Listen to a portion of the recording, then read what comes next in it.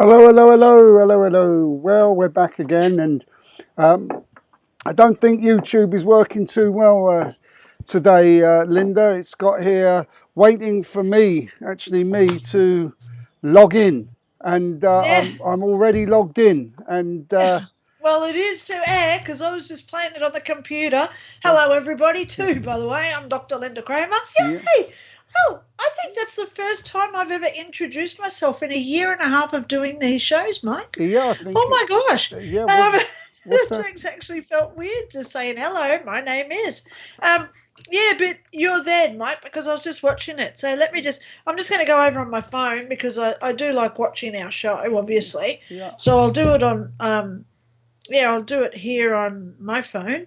yeah. So, yeah, it's all good, Dal. So how's your week been, darling man, while I just log in? Yeah, it's been a bit of a dodgy old week this week. I've got to say, there's been a few situations with people around me that we've had to look into, and these situations are going to, let's say, are not isolated incidents. You know, it's for some reason people are finding it tough now. You know, even though here in Austria things have opened up and people can go and do what they want temporarily, there's something going on where people are falling into a very deep, dark place at the moment, and I've been trying to And lift people. please know this is global, guys. Yeah, If anyone is watching this and you're feeling feelings or emotions of things like hopelessness, despair, I'll even go there, suicidal thoughts, please know, first of all and utmost, that you're not alone. Reach out and talk to somebody. yeah, Go for a walk and just appreciate and admire what you have around you. yeah, Please contact me. My email, I'll add it as a comment. But reach out and talk to somebody. Go and see your GP and have a chat to them, your doctor, okay? yeah, Because what we're finding now is that these little squirming ones, I'll just call them squirmers, the squirmers out there, they are creating this annihilation of what is good. They are totally bringing us down to the point where we yield. And the more that we stand up, the harder it is. yeah. But standing up is exactly what we must do. Yeah, We must stand, raise our vibration by laughing and being happy and saying, you are not responsible for how I feel today. yeah, End of story. exactly. No negotiation. No compromise. No. I want to be happy, so therefore I am. Because as soon as we say the words, we are already creating it into existence. Yeah. So please, guys, know that it is global. I've seen so many people this week in groups that I'm in on Facebook where everybody is struggling. It's not just one country. No. It is global. Yeah, And we can't deny now that a lot of people are starting to now pass away. yeah, It is heartbreaking. It's sad, especially when animals, etc., are included in this.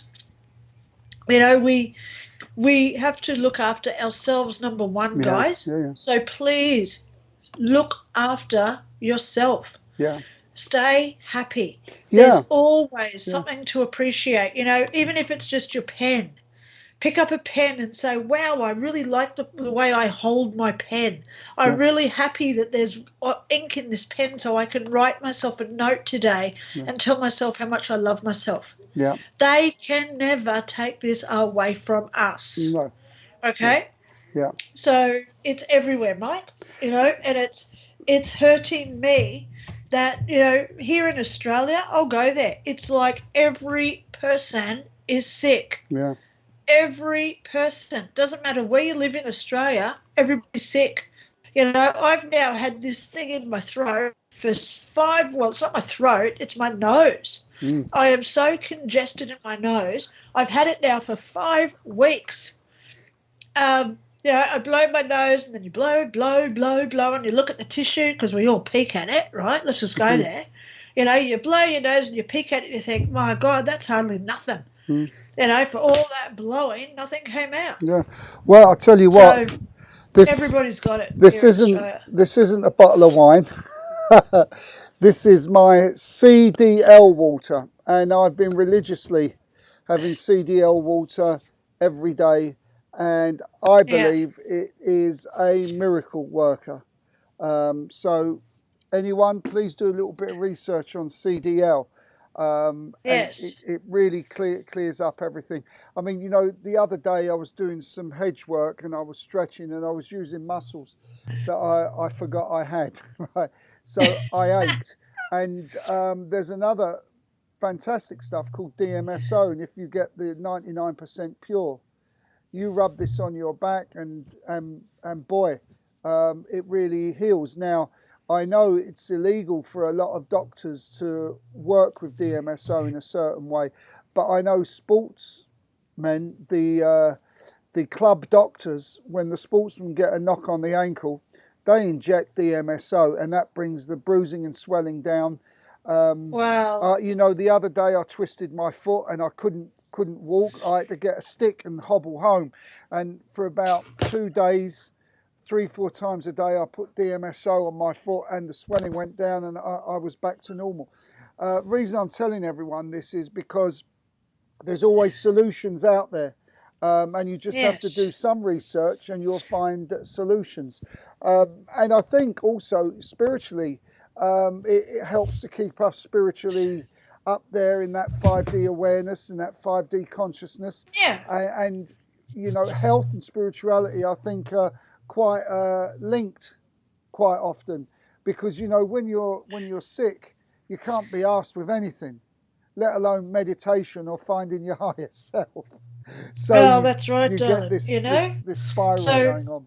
We've all got to stay tuned into who we are, and most of all, remember who's number one. I hope you're all pointing to yourself, because that's number one. Number one is always us.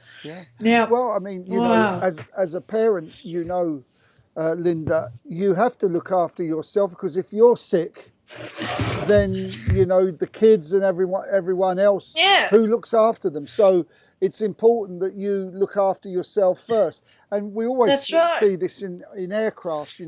If you've got to put an oxygen mask on, put yours on first, then your kids. That's right. Better still, don't fly. I've got to go to London soon. And I'm really looking at going by train. Although it's 24 hours, it's a lot more civilized than flying these days. And, Elizabeth, my wife, is on her way back from Arizona. She's somewhere up there at the moment. And already they've said that when she lands at London Heathrow, they may have already cancelled her connecting flight. Oh, my gosh. Because they don't have the staff anymore. That's what we've got happening here too. Yeah. There's no flights. The other day they cancelled like 60% of flights because there's no staff. And isn't it funny that to be a pilot they had to have a certain medical procedure. So how are they all sick with the C word? Yeah. Because here they're trying to say everyone who's sick has got the C word. Yeah. It doesn't make sense. None of it makes sense. And it's funny how they say we've got 8,000 cases of COVID, but go out and have your fourth one. They're promoting the fourth thing now. Yeah. This thing. Yeah. How can they say that in the same breath? Because they know that this makes people sick. They know it. Funeral home directors know it. Yeah. The health departments know it. Doctors know it. Sweden has just proven it. So I don't know how they can keep the lies going, Mike. I really don't. Well, not for much longer, I wouldn't have thought. Truth always comes out. If you believe the stats, it's horrible. And this is where a lot of people now are getting this hopelessness, this desperation. Yeah. When you see the statistics I hope what is really happening. They can get help, because in my talk the other week on Ascension into 5D, I explained that we're in a period now where only truth can be spoken. And this truth has been about 6, 7, 8 years, maybe a little bit longer. And it's now peaked where we're seeing politicians and other public speakers make these fraudulent slips. Their truth is going to come out whether they want it or not. So we're in that process. And I just say to people, just bear with it. Just listen to the truth. Don't have any attachment to it. But just listen to it and help it unfold in the way it needs to go, because we're not far from ascension. We're not far from this beautiful world where the mind and spiritual body come together and there's abundance for everyone. Yeah. But we got to go through this experience at the moment. So let me just go there, guys. When truth comes out, it's not the fact that people are actually disclosing, oh, I made a mistake. This is it. It's they will slip up and say things. I watched a video today where the truth got out. It was a certain president of a 3-letter country where everybody's talks. Hey, hang on. Yeah. There's a guy in the audience, and he actually stops Joe, and he says, Joe, "Is it true?" Yeah, Joe, because it's now. Oh yeah, okay, yeah. Yeah, he's talking, and he says, "Is it true about Hunter? Why don't you tell us about his cocaine habits?" Yeah. See how the truth is coming out? Yeah. Because it's not the actual person saying the truth. Yeah. It's that everybody else is talking about the truth, and they want answers.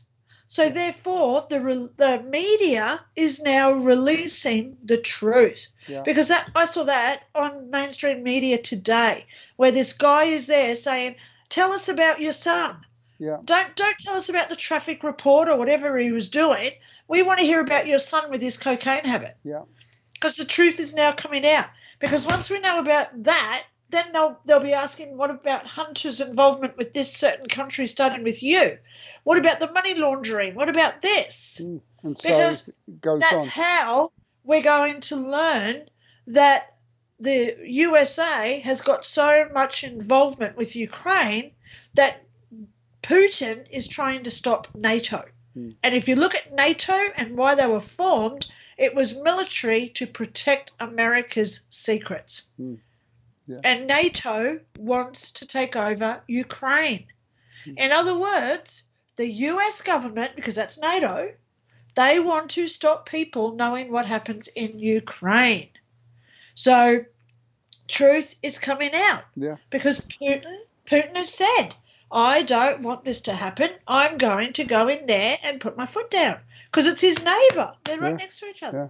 So he's trying to stop NATO coming in, because once they get Ukraine, they'll also want Russia, because that's ultimately what America wants. They want Russia because of the land size. Yeah. It's, they want real estate. Come on. Well, everybody wants real estate. Quite a lot of the channeled messages that I've been reading, I tend to go with the positive outcome of this. Although there's some people that have been quite dark with the outcome. I mean, this is the trouble with channeled messages, isn't it? You know. Hang on, Mike, can I interrupt you? Yeah. We're frozen on Facebook, on YouTube. Have we? Unless it's my connection, but I don't think it's my connection. We seem to be okay, I think. I'm not sure. I'll carry on talking for a little while. Then I think we best get on and see what. Yeah, well, we've got to get into the news anyway, Doug. Yeah. It's 7:15. Yeah, but that's interesting how. Oh, here we go. It's come back now. It is okay. It's just it's come back. Issue. So it might be just streaming issues. Okay. It's all good. It's all good. So we're back. All righty. Well, let's go over and listen to what Katerina has to say, and then we'll get back and get on with some of this interesting stuff that we got here tonight. Yes. Here we go. Let's roll. Yeah, here we go.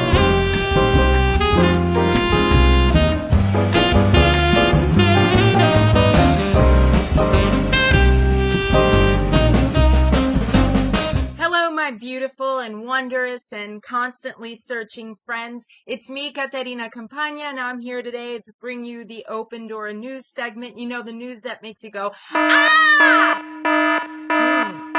Brr! Or simply, what the what? Why? Why is no one else talking about this? Well, we're here to talk about it with you today. Let's go to France. In the 16th century, Catherine Medici was an Italian queen ruling France because she was married to King Henry II. And that's not the interesting part of her story by a long shot.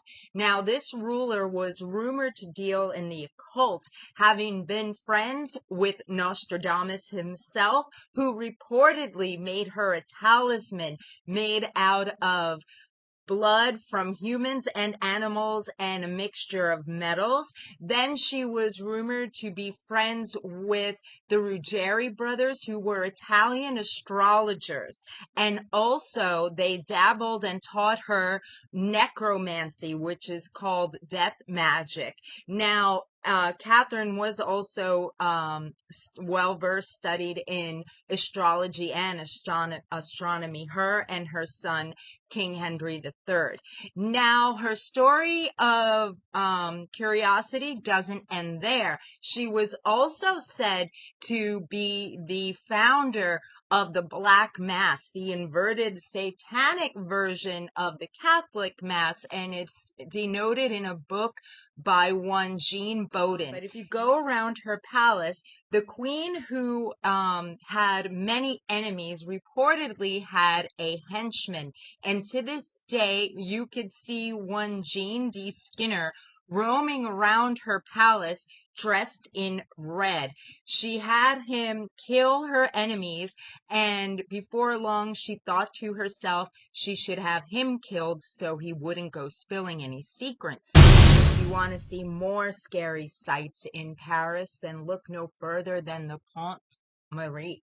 This is a place where it is said that a woman who in the 1940s had a resistance fighter husband and juggled her time between him and a Nazi soldier boyfriend, lover, however you want to call him, and she was sort of a double agent. She would take whatever information the Nazi soldier told her and relay it to her husband to help overthrow Hitler in the war.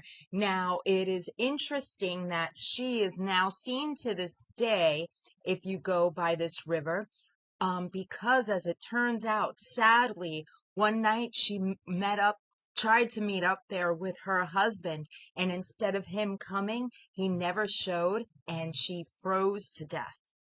And now you can see her there, her spirit there, still sobbing, wondering where her husband is. Our next stop on the spooky tour de Paris is on the Rue Bivert.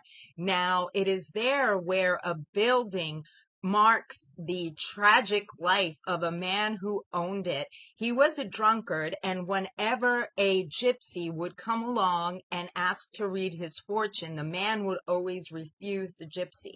Now, the man had a wife, family, and pets, and he began to notice after a while that whenever the gypsy came along and he refused the fortune reading, a member of his family or a beloved pet would perish under mysterious circumstances. Now, it turns out that shortly after, the man's wife left him for said gypsy, and they were never heard from again. Now, the man got a little bit spooked and he decided to leave the building. He just left it. And the following year, the Nazis invaded and took the building over. And after that happened, many developers were just too afraid to develop the land and make anything of it. So till this day, you could go visit this plot and all you will see are overgrown weeds and gates that will never open again. That's all for this week, my beautiful, happy, constantly searching, constantly finding, constantly reaching higher friends. I hope you remember to stay blessed, stay beautiful, and you know what else to stay. Stay curious.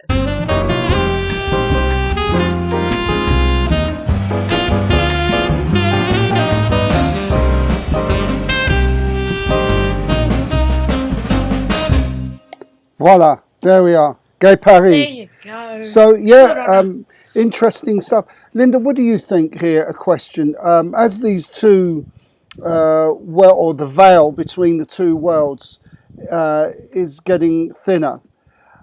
Are we seeing more psychic or paranormal activity, or is it just because that we're reporting it more, but it's always been there, you know? Okay, I believe it's always been here. Yeah. Okay, it's not like Ghostbusters No. where like a portal opens up and they all come out. Yeah. I thoroughly believe they've always been here Yeah. because people like myself who see ghosts and spirits every day, we're still seeing the same amount of ghosts and spirits every day. It's not like we've had an increase. The increase is in people who have never seen them before are now starting to wake up and seeing them. Yeah. Because, as you said, that veil is now separating. Yeah. We're coming more into touch with our true selves. Yeah. It's not happening to everybody, obviously, Yeah. you know, but the more that we take, you know, the more we reassess our personal lives, you know, I'll give you a classic example. People lose their jobs. You go home, you've got two choices. One, it's the worst thing ever. The second thing is it's an opportunity to be better. Yeah. Those who think it's the worst thing when you lose your job, you go home, they don't know who they are because they have never spent time with themselves to know what they like, what they do, their habits, their behaviours, etc. They've never done that psychoanalysis of their behaviours. Yeah. Whereas some people, like myself, you know, when I got medically retired from my ex-employer, I sat there and I really did calculate who am I, what's my likes. You know, I dated myself and I thought, who is this woman that I am? And, you know, I discovered so much stuff about myself. I discovered that I actually do like sitting alone doing my own thing. It doesn't bug me. You know, other people need to be social. They need that distraction, which is fine, you know, depending on where you're at. But people have that opportunity to go deeper within themselves and open up who they really are. Right. And it's these ones that are now starting to have more activity that is occurring around them because they're more now in tune to receive those messages, etc. Yeah. So it is an interesting time, Mike. You know, it's a great time to be alive. Even though the devastation, etc., that's happening, it is an amazing time if we look at this as an opportunity and life lessons to be taught. You know, we've all got life lessons. Well, so you know, if you look at your life lessons and, I months ago when we did our table tipping, I'll be careful what I say here, but it was said that heads would start to roll from places of governance. Okay, let's put it that way. Yeah. Actually said it'd be around about August, September, but we're already seeing this departure. The UK starting with him, and then Macron, since we was talking about France. Yes. Because it's that vibration of truth. And also a certain Japanese former president, prime minister, whoever he was, what was he involved with? I've been trying to find out. And there's not that much out there except for the propaganda that they want you to know. Is this the one that got shot? Yeah. Well, apparently he didn't want anything to do with the agenda and sent all the back. So there you go. Like that certain president in South Africa who also got the same fate. Yeah. Then NATO came in with all their little goodies and gave them out to everybody. Yeah. Fun, so there's isn't it? an interesting side to that, but I think that's for another another thing as we go off at a tangent. But look, let's have a look at our first news item. And I know you'll love this one because you've had a similar experience. This is where a ghost bites the cameraman, and I'm not surprised at all because in many ways you're kind of provoking this very, I would say, disturbed energy into doing this. You're in his or her home and you're messing about. Anyway, let's have a look at it and see what everyone seems to think about this. Here we go. Yep. What do you hear? You can hear it get out. You literally chased it down to this room. Yeah. and then we And then, interrupted, and it's like, get out. Rob, can you hear that? Yeah, I heard it really clearly. So is that the negative thing? You think? I think I know what I feel. Right. No, I trust what you feel because you're very good at picking that stuff up. I don't know what told me to go out there and push it back this way. Maybe it was the other spirits here trying to influence Maybe. you. Oh, I didn't even think about that. We've Maybe. been getting like what we think could be warnings. Get out. What if they're just, we've been asking them for 2 days now to help us. I know. Help us find this negative thing, and then you feel this overwhelming urge to go chase it around, and then you get a response in here when you come back in. Maybe they want it gone just as much. Guys, What? come here. It was like a swish, Oh, like that. Shuffling? Like a shuffling. Yeah, shuffling. Oh, this is sound? carpet, so it was like carpet, like You heard this carpet? yeah. Are you getting upset that we're still here? Ow! Fuck! What happened? The fuck is that? What happened? Rob? Fucking back. You all right? What's going on? What? Is there like a Oh bug? my God.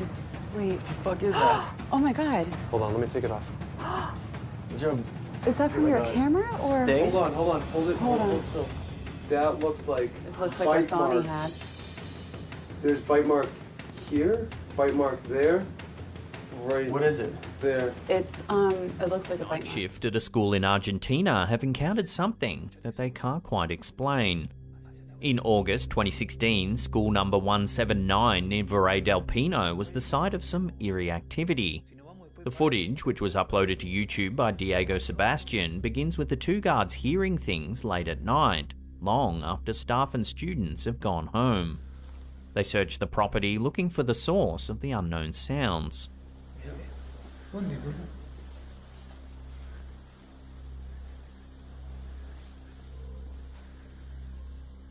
When they enter one of the classrooms, this happens. Por acá era. ¿Viste eso? Boludo. Watching that again, a chair seems to move all by itself. Por acá era. The two guards run away in fear and the clip abruptly ends. Aguanta, boludo, aguanta. Aguanta.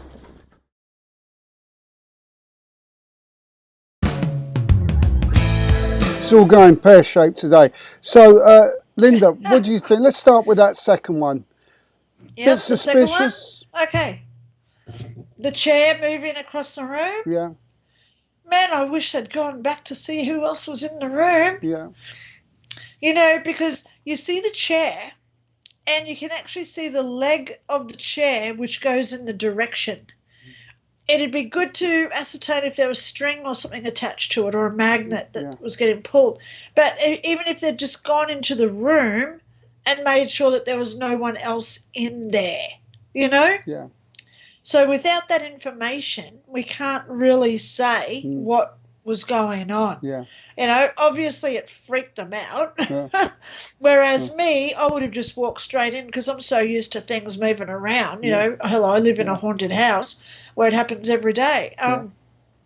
So, you know, I just wish that we had that little bit more information, whether to say whether it was real or not, Mike. Yeah. You know, what's your thoughts? I mean, my thought is, once again, we pick up the scene with already a security guard holding a camera at his mate. So I want to know why do they do that every shift? Yeah, why was he doing that? And or what happened before? We need to know what happened before. Did he hear a noise that said, "Let me put my camera on. Come on, let's go," or what? What happened there? Because that's right. To open it up and just have this. I mean, you know, we don't walk around with our cameras. How many times have we missed taking a photograph of something because we didn't have our camera ready? But these guys seem to be camera at the ready. So unless I know what happened before that he had his camera there, I would go with, I think this could be fake. I think this could. And then he runs I would off. have, And where yeah. you running to? And where does it end? So there's many questions there. It's Yeah. true that the chair did move at a peculiar angle. That I would say Yes. in favour.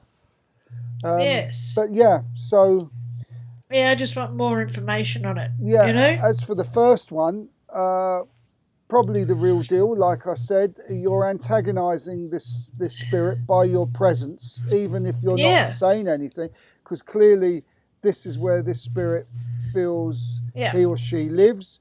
You're interfering. It'd be no different than me coming into your home and poking around. Well, let's go there. I've got a little girl ghost in my house, and one night I had a guy here, and you know, I usually go to bed about 9:30, so she knows my routine, this little girl. But this night when this guy was here, it was about 11 o'clock, and we were standing near my dining room table, and he actually said, "Oh my God, ouch," like that guy just said, but it was with an F word. And he said, "Oh my God, there's something on the back of my calf." So the next day, he actually sent me photos of what was on his calf, and he got bitten on his calf. Look at that. Yeah. Look at that. Yeah. So this is the next one. So this is his foot going. This is his. Oh, sorry. I'm just going to try and. So it goes. It's the knee going down to the ankle. So it's on the back, and you can see that one. Yeah. Wow. And you can actually see teeth mark from. It's human. It's a human bite. Yeah. So you know, not that I really am excited. You know, I don't want people to get hurt in my own house. But as I said to this guy, I said, "What do you expect?" She was probably tired and wanted me to go to bed. So it was her say, you know, ankle biter. Yeah. Ankle Here's bite. here's the third one. So it shows that it's the back of his, you know, that's his ankle going up to his knee. Yeah. So there's the third photo that he sent me with the bite there. Yeah. I'll bring it in so you can see the bite. Yeah. But yeah, so she got a little bit annoyed with him, so she just gave him a big nip on the back of the leg, you know, because you can see teeth mark in there. Yeah. You know, they have the same behaviours and the same characteristics as they did when they were alive. So, you know, what do you expect from a little girl that's only probably 3 to 4 years old? You know, she wants to go to bed. Hello, you know, this lady, Linda, she wants to go to bed. Leave. Get out of here. It's time to turn the lights off for the night. Yeah. So she let him know by ankle biter. You know, we all say the words. Yeah. And I reckon that's what the same thing that happened to this guy. Yeah. You know, someone just reached out and went, "Oh, Yeah. you know, get out of my space." Yeah. You know. It's interesting why he was bitten and not the lady or the other. You know, she was the lead, as it were. Yes, but you've got to remember too, this is the guy that was carrying the camera. Yeah. So Don't photograph me. don't photograph me. Yeah. You know, it certainly wasn't like my ghost who wanted me to take his photo because he's looking straight into the camera lens. Yeah. Oh, creepy. That is creepy. Yeah. He still creeps me out, my ghost. Yeah. You know, but at the end of the day, like, well, hang on. If I'm going to talk about him, I might as well show him. Here's mine that I caught. Here they are, the 3 photos. So there's my ghosts. I'll just bring them in so you can see them. Yeah, so they're in my new book, Ghost Exposed. Well, it's not Ghost Exposed. Here he is. There's a better one. Yeah. So you can see him in there. Yeah, but he wanted his photo taken. So this I don't think this guy did. No. He didn't want to be photographed. He didn't want his. He didn't. You know. It was like saying, "Get out of here." Yeah, very much so. But and I'd be respecting that. I'd leave if someone gave me that hint. The photographs you took there, where the guy clearly did want to be seen. Do you remember the video that we showed in Ireland where the spirit was in the mirror?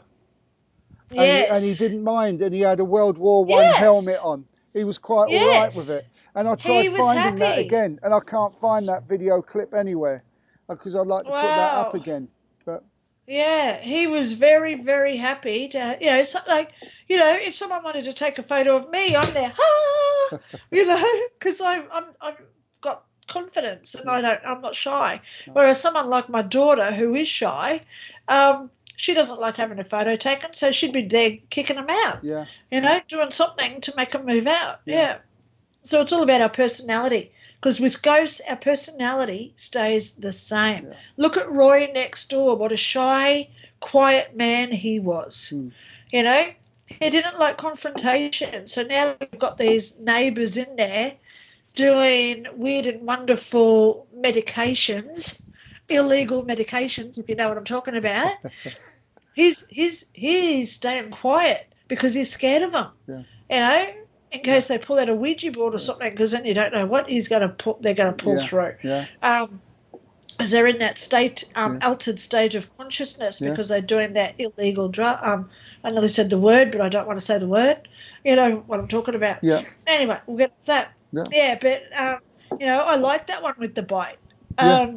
Especially, do you think it was set up where someone bit him beforehand? He went in there and he was doing the whole show with it on his back. I don't think so. And he just said, "Oh, it now hurts." I don't think so either, Mike. No. And from what I can see, they're quite professional researchers. Yes. They're serious about it. I honestly believe that was a real one, I've seen it with my friend that was here that night. They can bite us. They love biting us. I don't know why. Everybody has their own preferences. Everyone has their own fetishes, I guess. Yeah. So I mean, it could have pulled hair or knocked something over. I mean, the other day, we lost our healing dog, and the lady was in her house. She had got a Mac like this, and she had a glass of water there, and the dog would, if you weren't looking, would always drink from her glass, and quite often would spill it, would knock it over, and the glass tipped over on its own, wiped out the computer, by the way. But wow. So this was the dog's habit, actually, and I think it came back and really to let her know that she's around. And we actually experienced that lovely little doggy through the table the other week as well, so all's well with that one. So that's right. So the moral of the story here is, don't go into spooky houses and expect nothing to happen to you. Oh, darling, it's only ignorance from people who think it's cool. If you think that it's cool being a paranormal investigator, go and get another job. Yeah. Seriously, because it's not cool. I can tell you the amount of injuries. I've had my hair pulled out in chunks. It hurts. It really hurts. Being pushed down stairs, it could kill you. I've had a car engine thrown at me, for goodness sake. It's not something to be taken lightly, especially when you're dabbling with forces and entities that you don't know what they are. Yeah. Leave it like that, because I don't say the D word. No. But, you don't know what you're dabbling with, don't go there. Always learn from a professional first before you go in and think that you're going to take these things on. These people that do the shows, they've got a lot of experience. They know how to protect themselves. They do all their precautions before they even turn on the camera. So, it's not like they just walk in there and say, where's a ghost? It's a process before they even go in there. It's a process before you leave the property, so nothing attaches to you and goes home with you. Because, I've got things in my house that have come home with me, but it's only because I've given them permission to come here. Right.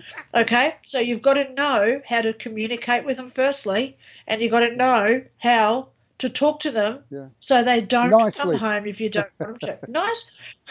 With conviction, it is, Mike. That's what I say. Yeah. Yeah. Okay. Yeah. Goody All good. Right, let's go on. Yep, so let's go and have a look at our teleportation cat. Yeah. How does that one work? And the little black cat, just like my Bella, my little black cat Bella, which I don't know where he is at the moment. He's in your video. He's in the video. He's teleported.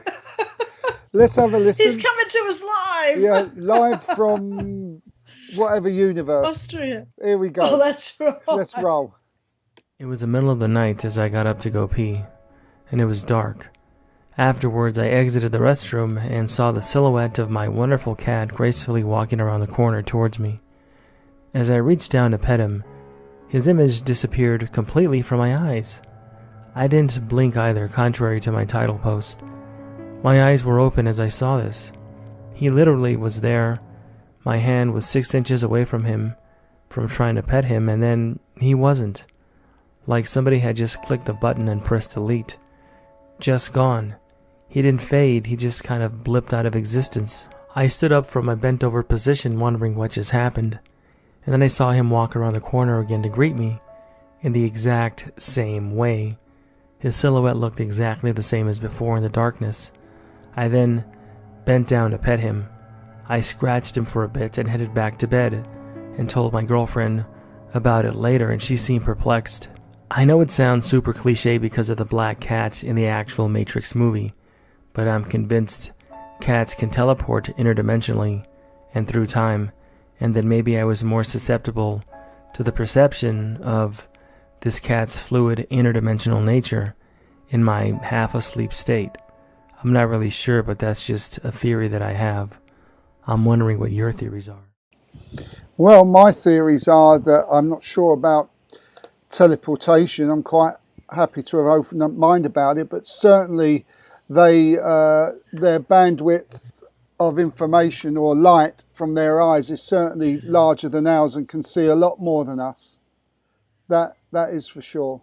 You know, my cat will be just sitting there sleeping and just go shh, like this and just stare at the stairs or something. You know, so yeah, I mean, I think they've known throughout history that cats have the ability to see other dimensions. Teleportation, Yes. I don't think there's any difference between a cat or humans in that respect. I think it can be done from the knowledge that I've read about, part of secret space program and all that nonsense. But yeah, I don't know. I'm quite happy to swing either way with this one. Well, I wouldn't really call it teleportation.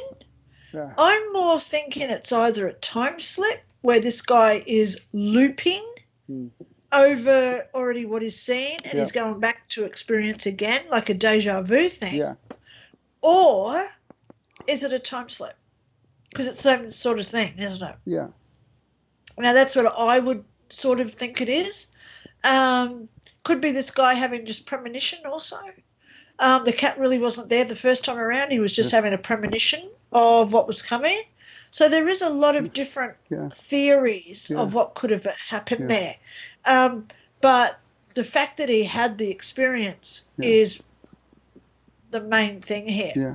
Because you can't just say, oh, yeah, I've had this experience, because it's not grandeur. It's not something that they're going to make a movie out. So why would you share that story unless it was real, you know? Yeah. So I believe it, that it happened. Yeah. I just don't know how it happened. Right. You know, I am trying to debunk it. I am trying to work it out, but it's all science, and I'm not a scientist. I'm more a psychologist. You know, I study psychology, but I'm not qualified in psychology. No. But I have studied it for a long time. But I wish I was a scientist. I wish I'd paid more attention at school back in the 60s, because, you know, now that I want to debunk where is heaven, you know, that would be a good one to answer. Where is it? Yeah. You know, where is heaven? Yeah. Is it outward or is it inward? That's the big question. I vote on inward. That's where I'm leading to, because it's part of our consciousness, which is inside our body. Yeah. Oh, but, you know, getting back to this teleportation cat, it is an interesting story because it shows us that there are forces in the universe that we just haven't given enough thought process or time to investigate to. Right. Whereby, you know, I don't know why we spend $60 million funding whether a bridge will work or not over a river before they build it. Or, hang on, let's just go there even better than that.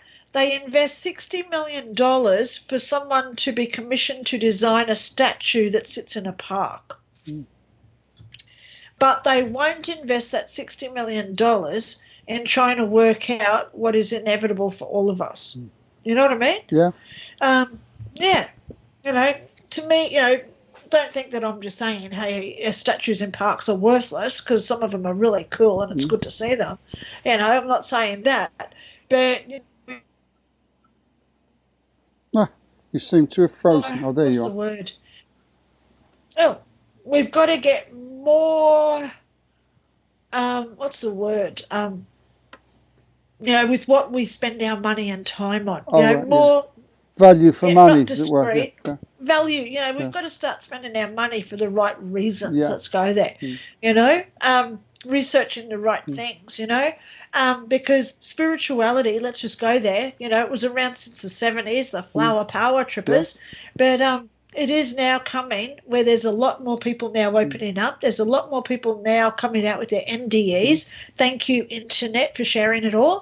But at the end of the day, the more people that listen, the more people think, oh, my gosh, the Bible and the Quran and all these Kabbalahs and all the other things that I've read over the years, maybe there's some truth in what these spiritual people are saying.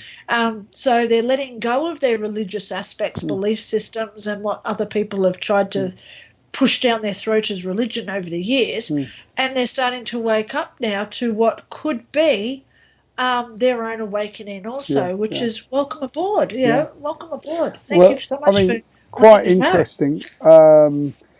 We may have mentioned it before a long time ago, but the Bible, from what I understand, is encoded.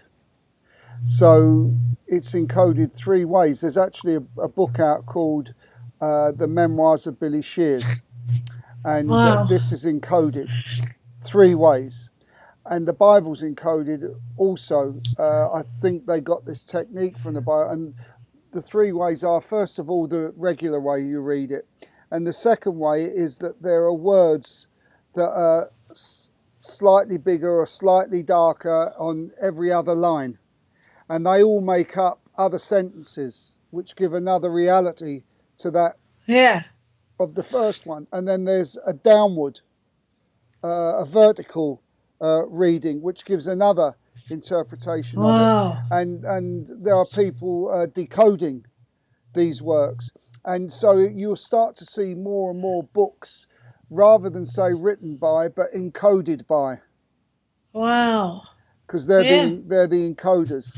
So it's, you know, it's moving along in a different way now. And I mention this because I want people to be aware that now books of any value, of any importance, particularly spiritual ones, you will start to see encoding, just to muddy the waters even more. So that's something just worth bearing. Wow. So interesting. Yeah. We're doing all right for time today. Should we go on and look Ed Cushing? Yeah, let's go and have a look at Ed. Yeah, another one of these. I just want to say before, you know, people interpret dreams as simply a dream, the mind just rationalizing the events of the day. But some of these dreams, are loosely called dreams, really are information. It's real information that's been given. And it's given to people who they know are quite willing to accept that possibility that it's more than just the brain doing its thing at the end of the day. And so I won't tell you about this, but there's a lovely little twist to the end of this story, which I think is just absolutely great. Did you want to say anything, Linda, before I roll this? No. No? Let's go into it. Okay, let's have a look. I had the oddest dream. I dreamed that I was in a house fire, and I saved 3 people. I went into the building and rescued 3 different people at different locations. I couldn't see the people, but I did know I did it. Ed's dream was very clear and specific. He was going through a smoke-filled house and found 3 people, a woman and 2 young boys, who had been overcome by the smoke.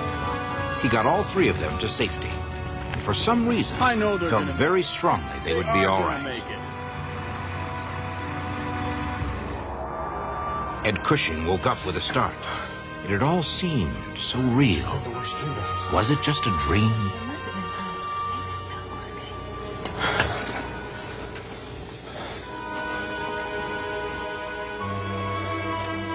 The very next day, Ed was on duty when there was an alarm not very far from the firehouse.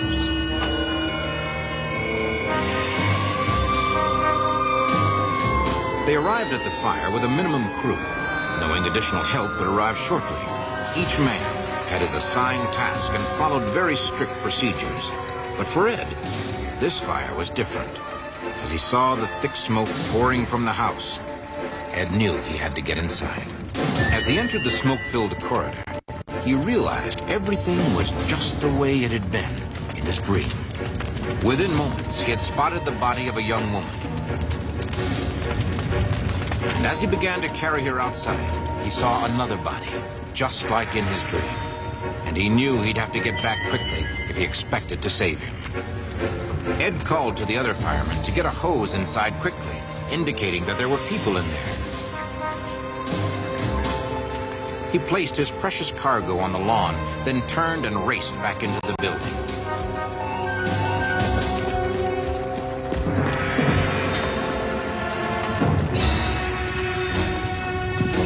This victim turned out to be a boy about 9 years old. There were still some signs of respiration if he could just get him out into the fresh air. Ed handed the boy to another fireman as soon as he was safely outside and rushed back to the young woman. He immediately began CPR, but there was no response to his effort.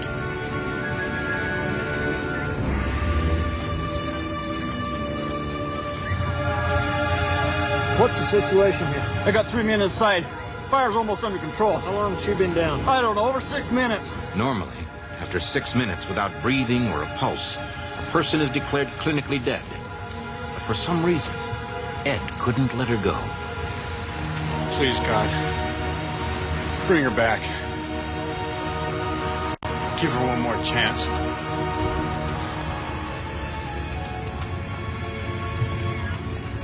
Miraculously, the young woman's heart began to beat again. Ed could feel it under his hands.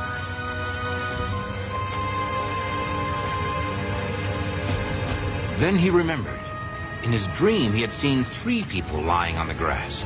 Could that mean there was still someone left inside the house? The fire was out. All that was left was the killing smoke. None of the other men had seen anyone else inside, but Ed was certain that there was still somebody in there. Making his way through the still, dense smoke, he hurried up to the 2nd floor. And there he was.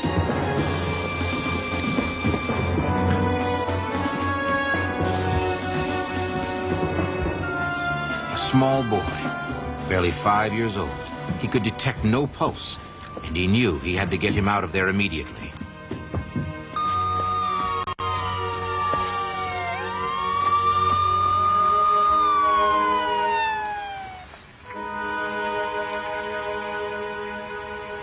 By the time Ed got the last victim out of the house, the paramedics had arrived, and for the first time, Ed could begin to relax. This was exactly what had happened in Ed Cushing's dream. The smoke, the 3 victims. Now, in the aftermath, he wondered if the 2 boys would make it. Then he remembered how strongly he felt that the people he saved in his dream would be all right. Suddenly, there was no doubt in his mind. All 3 would be fine. Then 2 years later, a woman was calling the firehouse, and she asked if I'd remember. And she says, I'm the one that you saved my life, my son, and my nephew. And she said she was getting married and asked if I'd give her away in marriage. And she told me, and her father agreed, that because I gave her back her life, she wanted me to give her away in marriage. So it was quite a thrill to do that. Ed Cushing's strange dream and his courageous response brought to 3 young people a second chance for happiness and long life, all of whom would always remember that their new lives were the result of a miracle. A lovely little twist to the end there. I mean, if this story Of course it is. played out exactly how it's said there, this is an intervention via the medium of a dream, if you like. There's no way this can just be, the brain going through the process of the day. So, yes, this is a way that the angelic realm, if you like, listens. Because I guess that his mind, like many others, is so busy during the day that he's not going to listen. So that's why our subconscious is so important to listen to. Yeah. Oops, and you kind of frozen again. And I get from this one. Yeah. Yeah. Well. Okay. Yes. So carry on. Am I back? You're back. Yeah, You're back. I'm back. You're back. Okay. There's a lot that I can say in this one, Mike. First of all, we've got, what is a premonition dream? Is it a time slip? Because I've actually called it time slips when I was a kid, because during the 80s and 90s, I had a lot of premonition dreams. Not just what I was doing the next day. I mean, like plane crashes, car accidents, and other things that then you read about. I'd tell people the next day, oh, my God, I've just dreamt about this plane crash. And then 2 days later, it's on the news. So a lot of the premonitions that I had did come true, and there was witnesses that knew that I dreamt about it. So what is occurring there is, we have to remember our subconscious is very similar to what I call the heaven experience, whereby there's no time in our subconscious. How many times do we say that we went to bed, we only slept for about a minute, but we'll have a dream where it feels like we've been walking around inside a city for 16 days, and it's only in that hour of where we've been asleep. So time does not exist in our subconscious. So if time does not exist, now, present, and the past all become one intertwined materialistic fibre. So that's why we can have premonition dreams as easy as having a dream about where we would when we were 5 years old. So then we go into further. Why was it specifically this guy? Now we're looking at the synchronicity. Out of all the guys on the planet, why? I've had dreams of, say, plane crashes, Mike, where I cannot have any influence or involvement in how that occurs because it's generally in a different country. So this guy got this dream out of a synchronicity where he was involved in changing the history of what was going to occur in the future. Okay. So that's where we get a little bit of a mind blow because, again, we're in this no time exists theory. So then we've got the fact that this woman went on to marry another guy. I wonder what happened to her with this other guy because there was obviously a reason, whether it's angelic intervention or synchronicity or just heaven sent, that this guy obviously had a reason through his own life lessons, life contracts, or whatever the universe wants us to do, because they have a plan for us as well. But there was a reason why that guy had to be with that girl.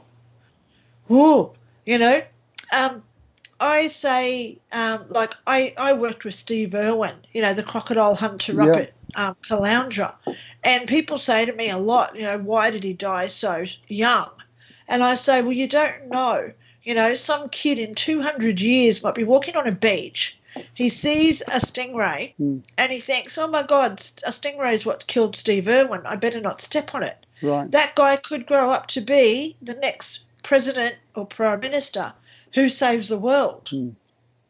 So we can't look at time as just now. No. We've got to remember that synchronicities can sometimes have an impact of an event that's supposed to happen 2,000 years down the path. One of my favourite movies I love watching now, Mike, it's Charlize Theron, and I know that you have personal opinion of her. Charlize Theron. I'm saying nothing. She's in a movie called The Old Guard. Right. She's an immortal, and at the end of the movie, there's an FBI agent that's following her and trying to work out what she is because she's an immortal.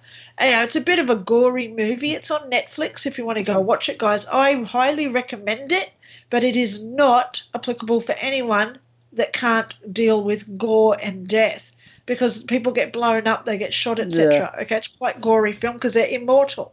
So please know that there is a warning there for graphic content. But he finds out that every person that this immortal saves, it's either their children, their grandchildren, or someone down the line that has something important that changes history. Right. Wow. So there is a reason why this guy had to marry that woman. Yeah. So this fireman had to have that intervention. I will call it an intervention where he's identified a future event that he had to be a part of and remember to. And the fact that he remembered it, good on him. I've dreamt lotto numbers so many times during my life, but you wake up and you're trying to scramble for a pen and paper at 3 a.m. It's hard. What were those numbers again? 3, 18, 48, 62? Oh, my God. So at least he remembered what he had to do. So kudos to him. I'm really liking this story, Mike. Yeah, and of course, some more supporting evidence for this would be that he was local. Yeah. If he'd have lived miles and miles and miles and miles away, you could say, yeah, okay, it could possibly be a dream. But the fact that he was local, I mean, this was so interwoven. You can imagine them upstairs saying, we'll choose him because he's local and he's a fireman and he can do the job. But we won't choose this one because this one isn't really receptive to us, So you can imagine all this kind of goes on. And I mean, I wonder, Linda, how many of us have these kind of intervention type dreams or knowledge dreams that help us get through the next day but don't recognize it. I used to write down all my dreams, but it took me too long in the morning, so I stopped doing it. But I might start doing it again, and I start looking back on them. Boy, some of them are weird, let me tell you. But but, it's the weird dreams, Mike, that I find that I've got to remember. The last few nights I've been dreaming. It's really weird, the dreams, so if anyone out there interprets dreams, I'm holding a fish tank that's about this square and I'm carrying it like this, and inside is this huge fish that takes up the whole tank. He's hardly got any water because there's a huge fish inside the tank. Right. So just last night, I'm holding this tank, I'm holding it like this with this fish in it, and I'm doing something. The night before, I've got this fish tank, and I'm doing something else because it's a different dream. Yeah. So, it's when we get these recurring messages, that's when you've really got to write them down and start Googling what it means. I know that there is a message in there. I'll find it eventually because I just haven't had time to research it. Right. But I know because I've had the same item. It's a fish tank with this huge fish in it. So there's obviously a message there that they or my higher self or whoever wants me to have. Yeah. Good. Yeah. Okay. All right. Good time. Louisa. Louisa Peck. Yeah. With her NDE. Ooh. Yeah. Bit of a girl in her youth, this one. Let's go over and hear what she has to say. Here we go. And then I thought for a second that I had smashed my chin on the bar, collapsing. I was actually going into a grand mal seizure and cardiac arrest. But to me, it seemed that punch under the chin shot me up in the air like a Popeye punch. And I was flying up in the air, and I had a brief sense of leaving all that nonsense behind. And that's the last I remembered of my life as Louisa. So I zoomed upward, I did a back bend, and arched over and did a dive until I came into the ocean. I went very deep and then wanted to be at the surface, and I was at the surface.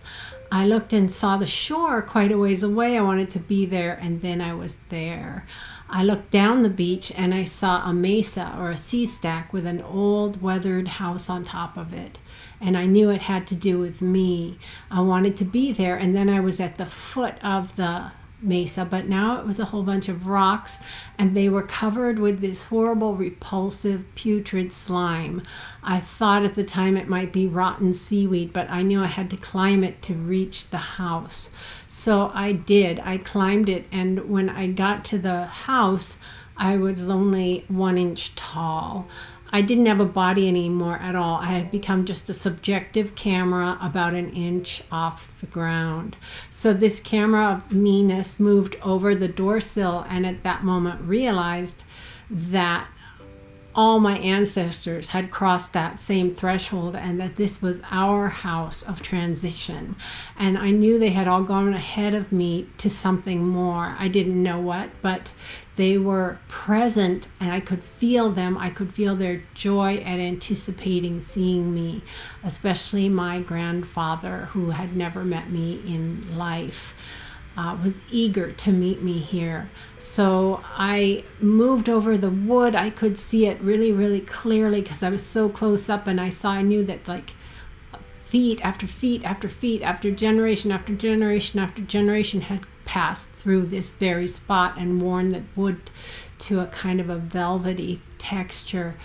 There was supposed to be a chair in the middle of the room where my ancestors all loved to sit and look out at the ocean.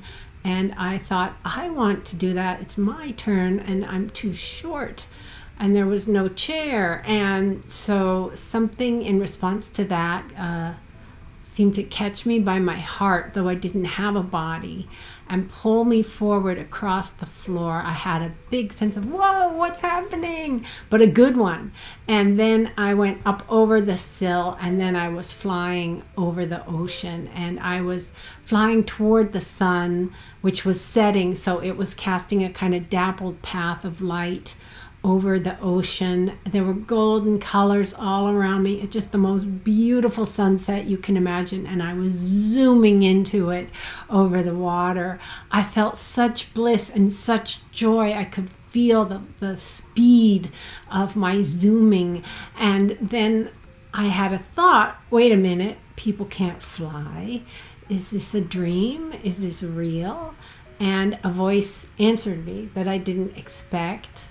It was a very deep, powerful kind of voice. Not that I heard it, but I felt it in my mind. And it said, more real than anything back there, meaning in my life. And I knew that it was right.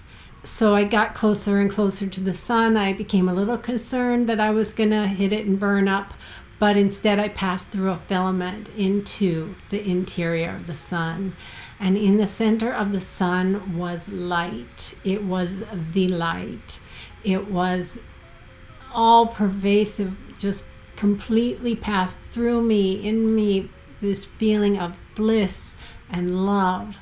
So much love and warmth and goodness and happiness. And I felt complete. I became aware of a parent figure who was holding me, sort of sitting like a Buddha, but holding me like a little infant in his or her arms and just pouring love into me. Or so loved, and I just wanted to stay there forever. It was perfect. But then the parent said, you can't stay, you're not done yet. And I threw a fit. The light went to complete blackness. And I said, no. And I had a sense of just like kicking and screaming and wanting to show the parent that I wanted to stay. The parent just said, case closed. And I was falling through blackness. It was the first time I felt afraid of it. I was back in my body, and I was absolutely devastated. So here I was, 22, had this near-death experience, rejected it. rejected it, and continued to be an atheist. And that was all I wanted, was to go on with that life. But I was not permitted to, because the spirit world could reach me now and show me things and speak to me.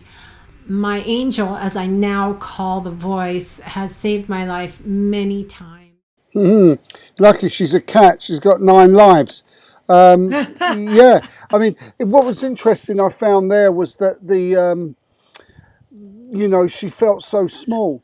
And we had the NDE story a while back where God told her to try on the glasses, and she said, Jesus, but these glasses are like the size of a house. But as she got nearer the glasses, they got smaller and smaller. And she said these were God's glasses, so they were interpreted as this massive pair of glasses. And so here we see a similar situation. What do you make of all this NDE? Well, bit of a party girl.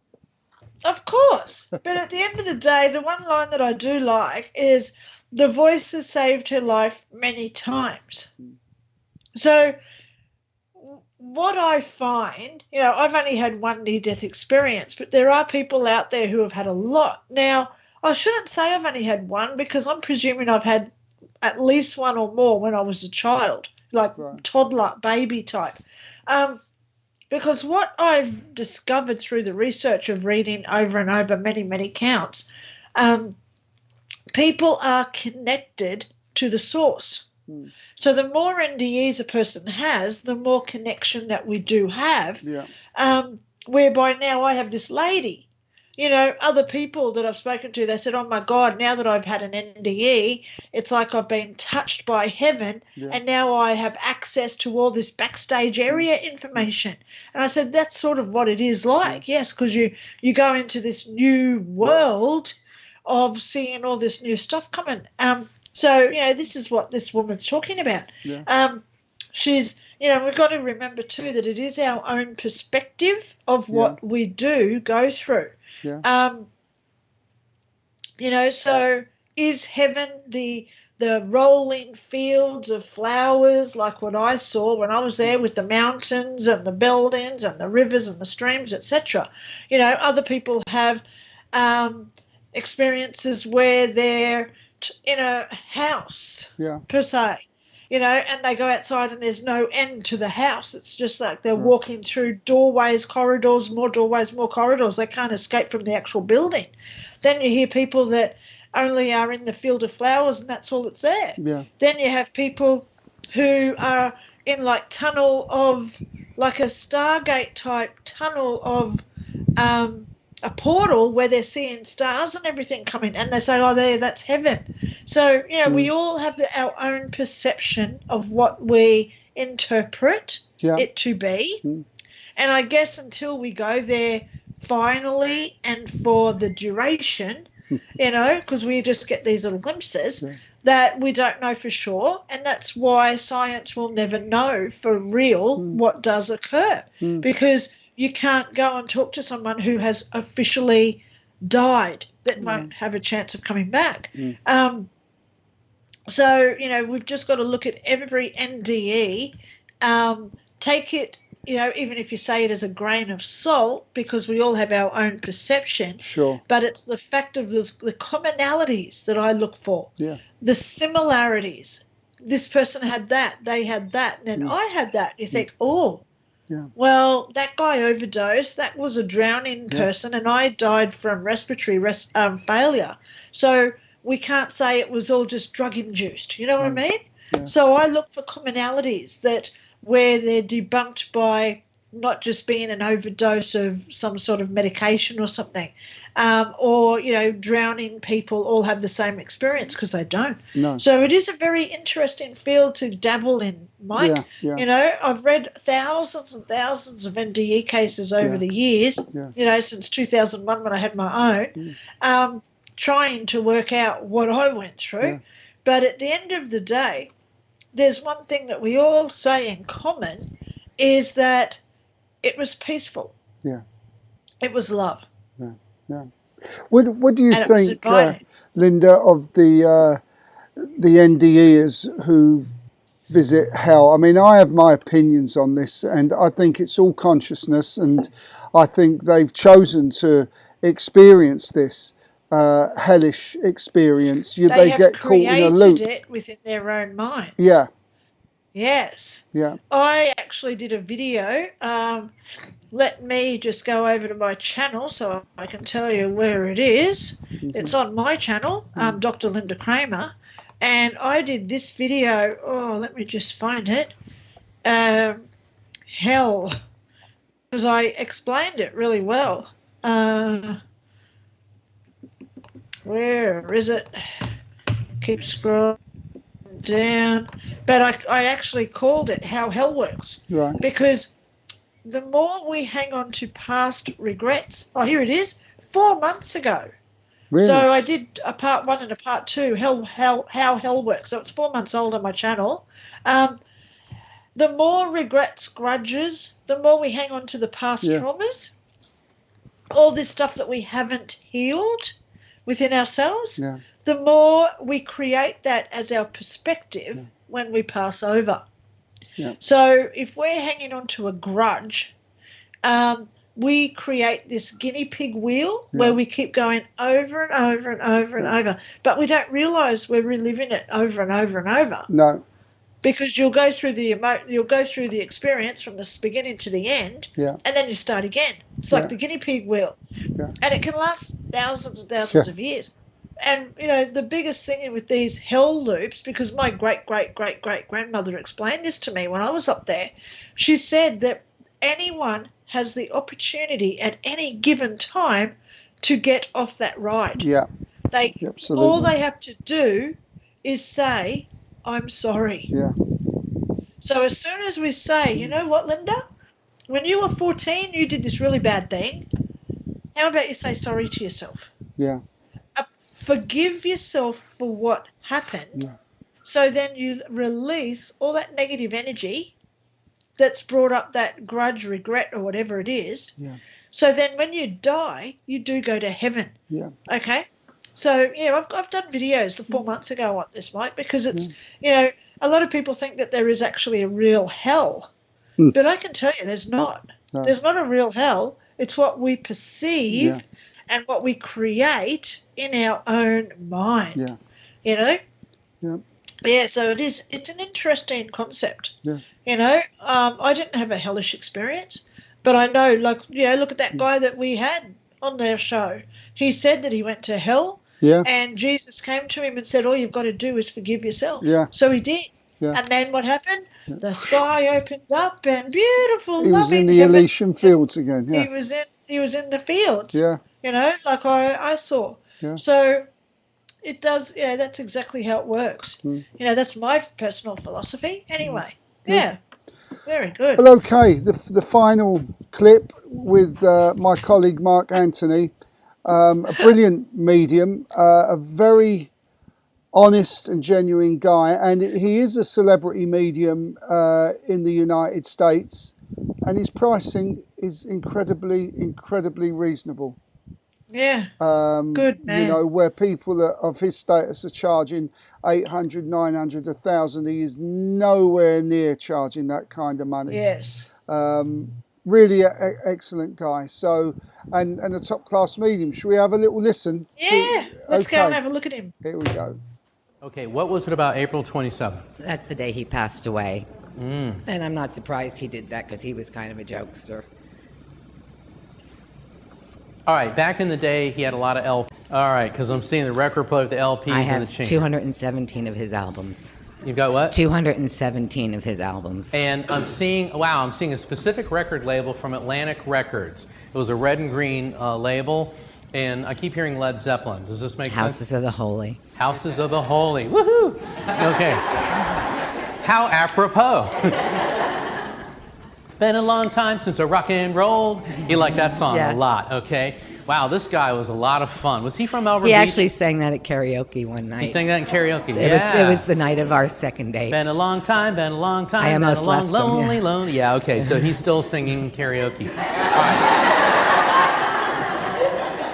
Was he from Melbourne Beach? No. Because I keep feeling surfing, and I just No, he was a Texan who tried to surf and Okay, because I see how I'm doing this. I'm getting this like nervous energy, like wanting to jump out of the box and just go. Yeah. Okay. So that's what I'm getting from him. All right. Who's Bob? Bob. His name was Robert. Okay, there we go. I'll take that one. Hell yes. Did he used to say that a lot? It bothered me because you'd ask him, do you want corn with dinner? And he would say, hell yes. Yeah, he said that quite a bit. Boy, this guy really wants to connect. Yeah. All right. Was he a fireman or something? And the reason that I say that is, firemen have those big axes. And I see him with an axe, not like in a Lizzie Borden kind of way, but sort of just having a big axe. No, he wasn't a fireman. Did he play guitar? He played guitar. All right. What do guitarists refer to their guitar as? Oh, yeah. An axe. Okay. Oh, he definitely enjoyed the 1970s. And I'll just leave it at that. I didn't know him then, so. We'll talk about that when I get there, I guess. Just as well. Probably just because I'm smelling things that don't smell like incense. He liked the 90s, too.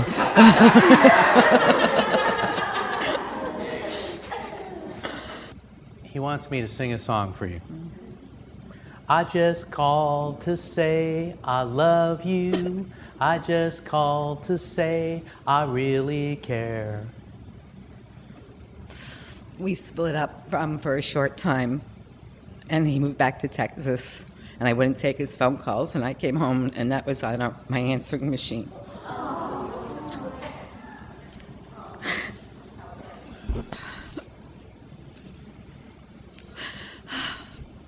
If that isn't an example of how love transcends physical death, I don't know what is.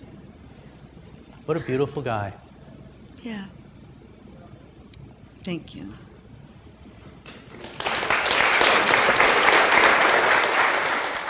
Yeah, it's brilliant. Brilliant. Great story. Well, you know what I wrote down, Mike? Go on. I said, good thing he's a great medium because the guy can't sing. Yeah. Yeah. Oh my gosh, he needs some singing lessons, you know? Yeah. Thank God he's a good medium because he is an exceptional medium. Yeah, very much so. Yeah. You know, I could have him appearing on the show every week. Yeah. And he's not that bad to look at either. So thank you very much from all the girls watching tonight, mate, for having him on. You girls always have to sidetrack it, don't you, eh? That's right. That's right. Yes. Yeah. Yes. You know, but obviously it does come down to confidentiality, which is, one reason why I don't like doing doing shows, because you don't know what's going to come out. You know, him saying, oh, he liked something in the 70s, but it wasn't incense. You know, that could be personal where someone else is sitting in the audience and they either get offended or it could trigger some sort of reaction where someone like overdosed on drugs, etc. Yeah. You know, so you don't know the consequences of just blurting that out. No. So that's one reason why I only do mediumship if I'm in private with someone, because then you know what they can handle, you know? Yeah. But it's all good because I love watching him, and I could watch him all night. I think he's great. Yeah, Mark Anthony, Awesome. the psychic lawyer, is known as. So but if you just put in Mark Anthony in a Google search, you'll come up with some poet or something like this. Which, by the way, Mark Anthony had been hacked incredibly on Facebook. And people, same thing that happened to me, trying to get people to sign up to Mark Anthony instead of Mark Anthony, you know. So I don't know what he made of it, but as you know, I left Facebook and so. Yeah, I know, darling. It's shocking what people. I don't know why they have to go to that extreme to be somebody else. Yeah. You know what? I feel sorry for the person who has to do it, because it just shows that they have so much, so less value or Yeah. importance of themselves that Yeah. they have to try and mimic somebody else. Yeah. You know, so that's where I can give them that compassion and say, I really do feel sorry for you. Yeah. And I hope that they find a means to find who they are. Yeah. You know, I remember a phone call I got one day, and it was this guy saying, "Oh, you've been involved in a car accident. They Oh, want to yeah. give you $5,000." Yeah. So obviously it was a scammer. Yeah. So, you know, I kept him on the line for a few minutes. Well, let's just try 40, because I kept saying, "Oh, let me go and get a pen and paper," and I'd just walk away for 5 minutes. Yeah. But he hung around, and at the end of the conversation, I said, "Mate, how do you go home at night, face your wife, face your kids, Yeah. knowing that you're trying?" Yeah. You know? Yeah. How do you live with yourself Yeah. knowing that this is how you earn money? Yeah. I said, why don't you show yourself some respect, Yeah. get your own self-worth, and go and look for a job Yeah. where you feel valued Yeah. with what you do, Yeah. where you add value to other people. So, you know, I thought that was pretty gutsy of me saying that to a hacker, to a scammer on the phone. Yeah. But ultimately, sometimes they need that little wake-up call, you know? Yeah. Yeah. Yeah, yeah, it's interesting, you know, because look at now, you know, there's so many hackers out there now because they've lost their job because of COVID or their company closed down or whatever the heck. You know, we're all going through it. So don't try and steal from other people who are going through it as well. Yeah. Show some mercy. You know, this is what heaven's about, showing mercy to others. Yeah. I know I'm down to my last bit of bread, but how would you like some of it? You know, that sort of mercy and compassion to others, because we're going to need it in the next couple of years with all this going on. Oh, my gosh, it's horrible what's coming. Yeah. You know, we've got to start giving more to others, but we can never give to others unless we are already full within ourselves. Yeah. So, you know, now is the time to take stock of what we have inside us. Yeah. Start to fill up that well of beauty that exists within us. Yeah. And it's the time to really shine and let others know that they are not alone. Yeah. No. You know? Yeah. No, absolutely brilliant. And this is the key to, you know, if you can shine and keep your spirits high, your light bright, or wherever you wish to put it, in these really difficult times, then we all get through it a lot quicker because there's more of the collective, and you won't recognize yourself when we come out of this the other end. You really won't. Yeah. So we've got everything to play for, and at the end of this is a world of abundance for all, where no one gets left Absolutely. behind. But it takes the collective, and we can do this. It's really that simple. Let's just keep our attention focused where we want the world to go and act as though it's already happened. Game over. And on that note, Linda.